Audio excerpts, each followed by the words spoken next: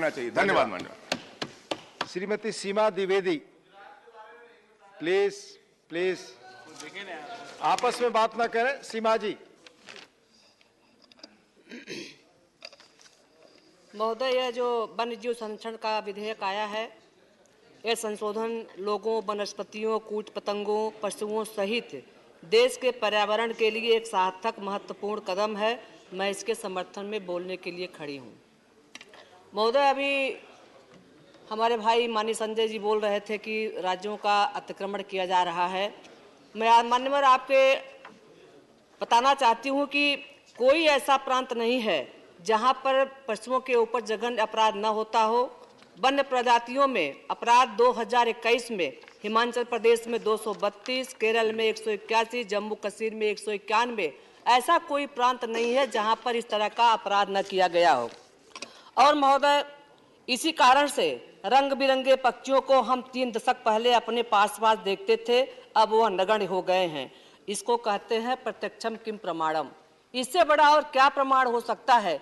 जो पशु पक्षी हमारी इर्द गिर्द मंडराते रहते थे, दिखते रहते थे, वो दिख नहीं रहे। इसका मतलब कहीं न कहीं से उनके संरक्षण में कमी आई है। और मान्यवर, मैं बधाई देना चाहती हूँ अपने माननीय मंत्री जी को, जिन्होंने सरकार इस संशोधन कर कानून को मजबूत कर रहे हैं और विपक्ष इसे आधारहीन बातों को लेकर के विरोध कर रहा है। महोदय, मैं आपसे बताना चाहती हूँ,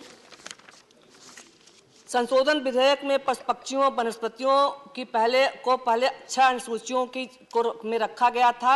अब इसको संशोधित कर करके 4 अनुसूची में कर दिया गया है। मैं समझती हूँ यह एक बहुत बड़ा सार्थक पहल है। इसके लिए भी मैं सरकार को बधाई देना चाहती हूँ। महोदय, पहले क्या था, जब जीव जंतुओं को लोग मारते थे, उस पर हमला करते थे, उसके लिए सरकार ने जो जुर्माना दिया था, पहले दिया था 25,000 का जुर्माना, 10,000 का जुर्माना। अब हमारी सरकार ने उस जुर्माने को 10,000 से बढ़ा करके 25,000 कर दिया। जहां पर 25,000 का जुर्माना था, उस जुर्माने को 25,000 से बढ़ा करके 1 लाख कर दिया। और सबसे बड़ा जुर्माना उसको 25,000 से 5 लाख कर दिया। मान्यवर, इसको लेकर के हम यह कह सकते हैं कि वन्य जीवों पर जो अनियंत्रित अपराध होते थे, उस पर रोकने की मजबूती आएगी। मान्यवर, मैं एक माननीय अपने विद्वान सदस्य आदरणीय जयराम जी, जो हमारे कमेटी के चेयरमैन भी हैं, वो बहुत विद्वान सदस्य हैं, मैं उनको सुन रही थी। आपने कहा कि पशु पक्षियों को राज्य का विषय बताकर केंद्रीय कानून का विरोध किया। आपने कहा कि जो पशु पक्षी है, इसका विषय राज्य सरकारों से है, केंद्र सरकारों को इस पर कोई कानून नहीं बनाना चाहिए। आपने कहा कि इंदिरा जी, नेहरू जी को ने बहुत किया। मैं पूछना चाहती हूं कि अब तक राज्यों ने क्यों अब तक इस अपराध को क्यों नहीं रोका? क्या पशु पक्षियों को अवैध तरीके से व्यापार होता रहा? इसी गलती को आज ठीक किया जा रहा है। पशु पक्षियों को देश के भीतर आवागमन होता रहता है, अतः केंद्रीय कानून के अभाव में राज्यों के लिए अपराध को रोकना कठिन होगा। मान्यवर, आपको याद होगा, पहले ग्रामीण क्षेत्रों में जब बारिश होने को होती थी तो तमाम तितलियां मंडराती थी। हम सभी ग्रामीण क्षेत्रों से आते हैं। आज बिल्कुल देखने को नहीं मिलता। हमारी तितलियां कहाँ चली गई, हमारे गिद्ध कहाँ चले गए, हमारी गौरैया कहाँ चली गई, हमारे कौवे कहाँ चले गए। गांव की परंपरा थी, पितृपक्ष में जब पितृ का विसर्जन होता था तो हम उम्मीद करते थे कि कौवे आएंगे। आज मान्यवर, कौवे ढूंढने से भी नहीं मिलते हैं। गिद्ध और लाल ठोड़े वाला जो गिद्ध होता था, इस गिद्ध को लेकर के पर्यावरण का बड़ा फायदा होता था। कोई भी जीव जंतु मरता था, बदबू आती थी, तो ये हमारे गिद्ध उसको ले जा करके खाते भी थे और उसकी बीज से जो पैदा होने से खाद भी उत्पन्न होती थी। इन सबों का बहुत बड़ा अभाव हो गया है। और मान्यवर, मैं हिंदी साहित्य की छात्रा रही हूँ। मैंने तुलसीदास की शब्दावली को भी पढ़ा है। रामचंद्र जी के बन जाने के बाद माँ कौशल्या माता आंगन में बैठ कर कहती हैं, बैठी कुशल मनावे माता, कब आई हो मेरे बाल कुशल घर, कहो काग फूरी बाता। पहले कौवे हमारे संदेश वाहक हुआ करते थे।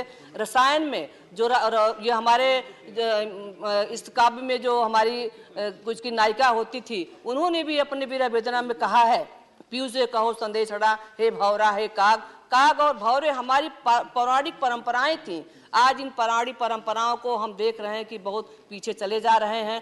जंगलों में जिस तरह से कटाने हो रही हैं, जिस तरह से जंगल काटे जा रहे हैं, जंगल को काटने के बाद जिस तरह से पर्यावरण का एक घोर संकट पैदा हो गया है, वह किसी से छुपा हुआ नहीं है। हमारा देश का पर्यावरण संतुलित रहे, हमारे देश की व्यवस्था अच्छे से चलती रहे, इसके लिए मानव कानून बनाना कोई अपराध नहीं है। मैं सरकार को बहुत प्रशंसा करना चाहती हूं कि आपने इस कानून में विधेयक को ला करके जो एक नई दिशा में काम करने का प्रयत्न किया है, इससे किसी भी सरकार को कोई नुकसान नहीं होगा। और अगर किसी सरकार को लगता है कि नुकसान होगा तो सरकारों ने अभी तक इसके ऊपर कानून क्यों नहीं बनाया। आप देखिए, मानो बड़े से बड़े जंगल खत्म होते चले जा रहे हैं। पहले के जंगल होते थे, जब हम लोग जाते थे, कभी रास्ते में कहीं जाते थे, बड़े बड़े जंगल दिखते थे, बड़े बड़े पहाड़ दिखते थे। अब सबकी कटाने हो गई हैं, इस पर प्रतिबंध लगना बहुत आवश्यक है। मैं तो सरकार से इस समर्थन को लेकर के अपना पुरजोर समर्थन देती हूं।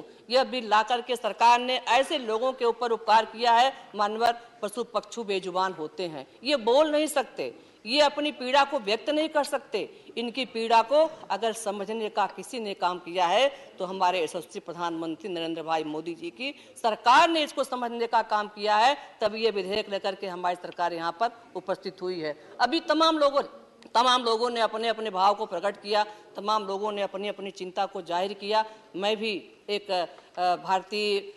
भारत की चिंता को देखते हुए मुझे ऐसा लगता है, जब हमारा पर्यावरण संतुलित रहता है, जब हमारी पशु पक्षी, हमारे जानवर, ये सारे लोग सही समय पर रहते हैं, तो सबके अपने अपने फायदे होते हैं, सबके अपने अपने नुकसान होते हैं।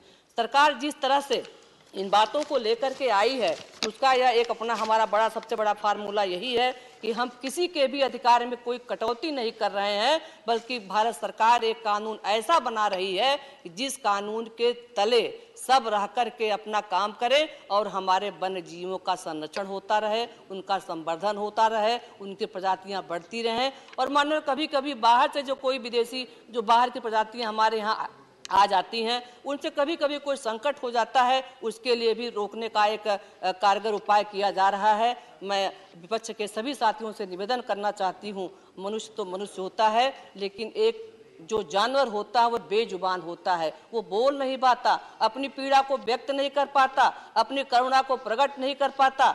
ऐसे जानवर की रक्षा के लिए, ऐसे पशुओं की रक्षा के लिए हम सभी लोगों को सर्वसम्मत से इस बिल का समर्थन करना चाहिए। इतना कहा करके मैं अपनी वाणी को विराम देती हूँ। धन्यवाद।